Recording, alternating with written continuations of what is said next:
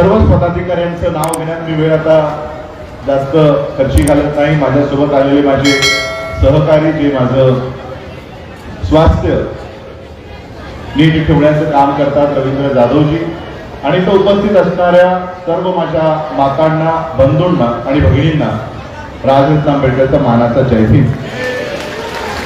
आज आपण Buddhist society of India, भारतीय बौद्ध महासभा या डॉक्टर बाबासाहेब आंबेडकरांनी स्थापन केलेल्या या संस्थेच्या माध्यमातून धम्म मेळाव्यासाठी आज इकडे सगळे उपस्थित आहात.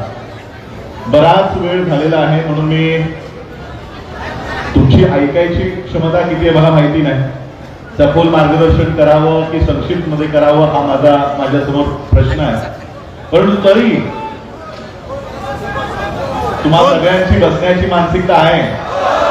ठीक आहे, कारण माझं भाषण भारतामध्ये मीडियाला हे सांगून ठेवण्यात आलेलं आहे की माझ्या नावाचा उल्लेखही करायचा नाही, माझं भाषण कोणत्याही टीव्हीला दाखवायचं नाही.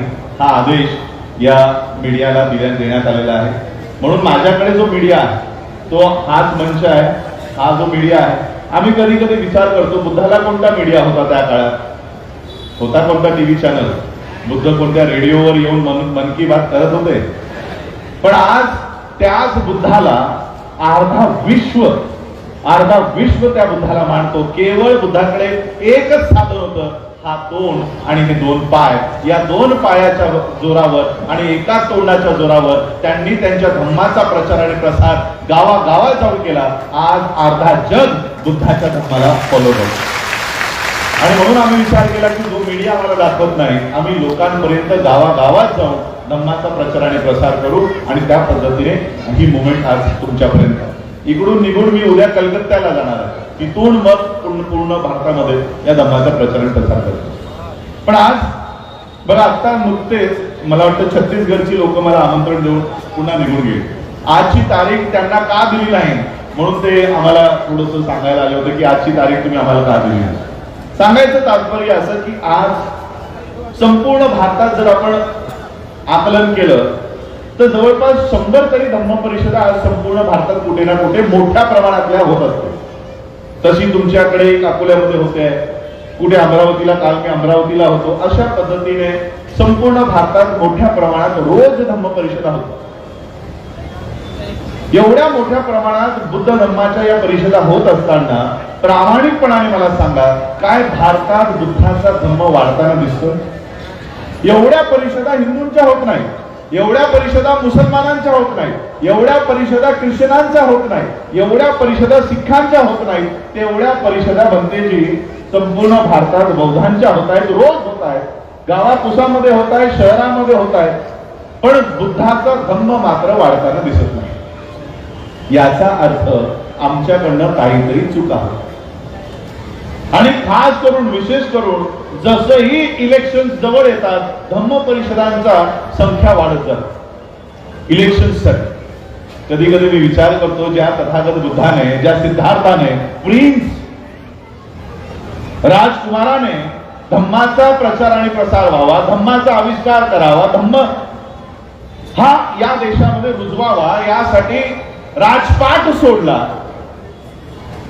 ज्या तथागत बुद्धाने, ज्या सिद्धार्थाने आपलं महाल सोडलं, ज्या धम्माचा प्रचार आणि प्रसार करण्यासाठी, त्याच बुद्धाच्या धम्माचा वापर राजपाट मिळवण्यासाठी केला जातो. ज्याने सोडलं त्या मिळवण्यासाठी आम्ही बुद्धाचा वापर करतो. आमच्या धम्म परिषदा, आता धम्म परिषदा कमी आहेत धम्म परिषदांमध्ये, आणि मलाही माहिती नाही मंचावर कोण राजकीय नेता बसला की नाही, मला माहिती नाही. पण जो राजकीय नेता बसला असेल, कोणता तरी अध्यक्ष, तालुका अध्यक्ष पार्टीच्या, कोणता तरी उमेदवार, या मंचावर जर कोणी तुम्हाला पुढे जाऊन इलेक्शन मध्ये उतरताना दिसला, त्याला एकही मत देऊ नका. काही लोक असतात, साहेब आम्हाला पण, आम्ही देणगी देतो, 25,000 देतो, 50,000 देतो, माझंही नाव टाका, मला तुमच्या बाजूला बसू द्या. मग इलेक्शन मध्ये या परिषदेचा वापर कशासाठी? मतांसाठी. म्हणून असा कोण आमच्यामध्ये बसला असेल, एकही मत देऊ नका, म्हणजे पुढच्या वेळी आम्हाला कोणी राजकीय माणूस आमच्या स्टेजवरच येणार नाही. त्याला वाटेल बाबा इथे गेलो तर जे मिळणारी मतं होती ती मिळणार नाही. कारण आज भारतामध्ये, महाराष्ट्रामध्ये धम्म परिषदेचा वापर तुमच्या राजकारणाला मोठं करण्यासाठी. परिषदेमध्ये काय केलं जातं माहिती? ही लोक कशासाठी आली? माझ्यासाठी आलीत का? ते आलीत बाबासाहेबांसाठी, ते आलीत बुद्धांसाठी, की आम्हाला बाबासाहेबांचे विचार ऐकायला मिळतील, आम्हाला बुद्धाचे विचार ऐकायला मिळतील. म्हणून ही लोक सकाळपासून उपाशी तापाशी येऊन इथे बसले. पण आमचे नेते काय करतात? आमचे नेते, वर बसलेले नेते, एखाद्या पक्षाच्या नेत्याला बोलवतो आणि सांगतो, बघ एवढी लोक माझ्या पाठीशी आहे, सांग काय देतो. ही लोक आलीत कुणासाठी? बाबासाहेबांसाठी. आलीत कुणासाठी? बुद्धासाठी. बसलेला नेता वरच्या वर यांचा कधी लिलाव करून टाकतो त्या खाली बसलेल्या लोकांनाही कळत नाही. आम्हाला वाटतं धम्म परिषद सुरू आहे मंत्रीजी, पण ती धम्म परिषद नसते. आता धम्म परिषदा नाही, या डीलिंग परिषदा सुरू आहे. डील सुरू असते. एवढी लोक माझ्या मागे आहेत, किती सीटा देतो? या डीलिंग सुरू आहे धम्म परिषदाच्या नावाची. आणि म्हणून धम्म नाही वाढत आहे, तो पक्ष वाढतोय. काँग्रेसची धम्म परिषद, बीजेपीची धम्म परिषद, एनसीपीची धम्म परिषद, या अशा पद्धतीने तो पक्ष वाढत चाललाय. पण बुद्धाचा धम्म मात्र तसाच्या तसा पडून. आणि म्हणून आम्ही आज बाबासाहेब आंबेडकरांनी आम्हाला बौद्ध का केलंय, हा हेतू, बाबासाहेबांचा हेतू लक्षात घ्या. आज का या देशामध्ये बौद्धांची लोकसंख्या 0.6% येऊन ठेपलेली आहे. बाबासाहेब म्हणतात, मी भारत बौद्धमय करेन. या देशाची लोकसंख्या आज 138 करोड झाली आहे. साधा सोपा आकडा लक्षात यावा म्हणून 140 करोड म्हणतो. 140 कोटींचा 1% म्हणजे 1 कोटी होतो. 1,40,00,000 होता. आम्ही 1% नाही, 0.6%. मॅथमॅटिक्स मध्ये, गणितामध्ये 0% काहीही अर्थ नाही. ज्या बाबासाहेब आंबेडकरांनी 1956 हा संकल्प केला की मी भारत बौद्धमय करीन, आज या 2023 ला भारतामध्ये बौद्धांची लोकसंख्या काय? 0%. कुठं कमी? कोणत्या परिषदा गाजवतोय? आमचीच लोक पत्रक काढून आम्हाला सांगतायत, ज्या जनगणनेमध्ये बौद्धांचा लोकसंख्या 0.6%वर आली, आमची लोक सांगतात महारल्या, मातंगल्या, चांभारल्या. काय यासाठी बाबासाहेबांनी तुम्हाला बौद्ध केलं असेल? महार लिहिण्यासाठी, मातंग लिहिण्यासाठी, चांभार, ढोर, तेली. पण आज आमची लोक आमच्या समाजाला सांगतायत की महार, मातंग, चांभार, ढोर लिहा. आणि हिंदूंची संख्या वाढते. सांगा, बौद्धांमध्ये महार येतात का? महार किंवा बौद्ध धर्मामध्ये किती जाती येतात मला सांगा. किती जात?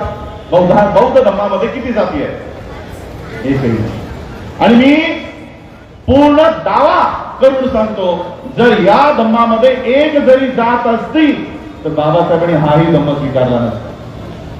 बाबासाहेबांनी बुद्धाचा धम्म यासाठी स्वीकारला की या धम्मामध्ये जाती व्यवस्था नाही. आणि जाती व्यवस्था जर नष्ट करायच्या असतील तर लोप झालेला बुद्धाचा धम्म मी पुनर्स्थापित करायचा प्रयत्न करेन, पण त्याच्यामध्ये जाती येऊ देणार नाही. आणि आम्ही आज बाबासाहेबांच्या या धम्मामध्ये जाती घेऊन येण्यासाठी काम करतो. काय हेतू आहे बाबासाहेबांचा? आम्हाला बौद्ध करण्यामागे काय कारण आहे? अनेक धर्माची लोक, इस्लाम असेल, ख्रिश्चनिटी असेल, सिख धर्म असेल, बाबासाहेबांना त्यांच्या धर्मात ओढण्यासाठी अनेक आमिष देत होते, प्रयत्न करत होते की आमचा धर्म स्वीकारा, इस्लाम धर्म कबूल करा, ख्रिश्चन धर्म कबूल करा. सिखांनी तर बाबासाहेब आंबेडकरांच्या नावे जमिनी केल्या. कॉलेज मुंबईमध्ये खालसा नावाचं कॉलेज बाबासाहेबांच्या नावे उभं करून दिलं. सिखांचं म्हणणं होतं की बाबासाहेब तुम्हाला काय हवंय? तुमच्या लोकांसाठी शाळा हव्यात ना, कॉलेज हवेत ना, त्या आम्ही उभे करून देऊ या आमच्या धर्मामध्ये. बाबासाहेब म्हणाले, ठीक, तुम्ही जर एवढंच आमच्या समाजासाठी देताय तर तुमचाही धर्माचा अभ्यास मी करतो. बाबासाहेब आंबेडकरांनी यशवंतरावांना मुकुंदरावांना पंजाबला पाठवलं